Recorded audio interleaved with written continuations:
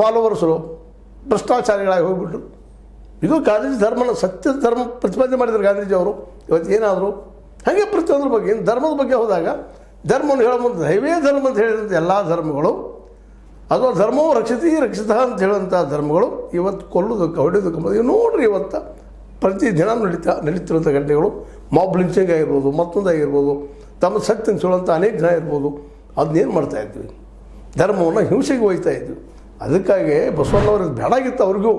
ಯಾವ ಲಿಂಗಾಯತ ಧರ್ಮ ಇನ್ನೊಂದು ಧರ್ಮ ಅನ್ನೋಕ್ಕಿಂತಲೂ ಲಿಂಗಾಯತ ಹೌದು, ಲಿಂಗವನ್ನು ಆಯತ್ ಮಾಡ್ಕೊಂಡವರು ಎಲ್ಲ ನಾವು ಅದನ್ನು ಗುರುತು.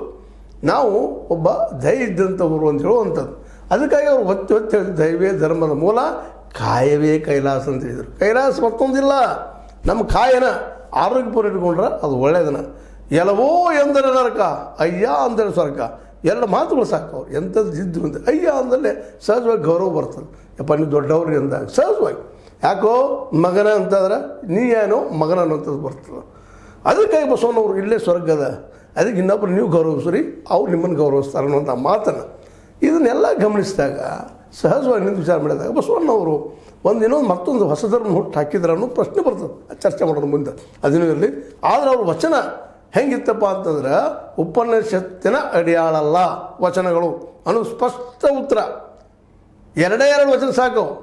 ಉಪನಿಷತ್ತಿಂದಾಯಿತು, ವೇದದ್ದಾಯಿತು, ಮತ್ತು ಅವ್ರದ್ದಾಯಿತು. ಇವತ್ತಿನ ಹಿಂದೂ ಧರ್ಮ ಪ್ರತಿಪಾದಕರು ಸನಾತನಿಗಳು ಅಂತ ಹೇಳುವಂಥ ವಾದ ಮಾಡ್ತಾರಲ್ಲ, ಅವ್ರಿಗೆಲ್ಲ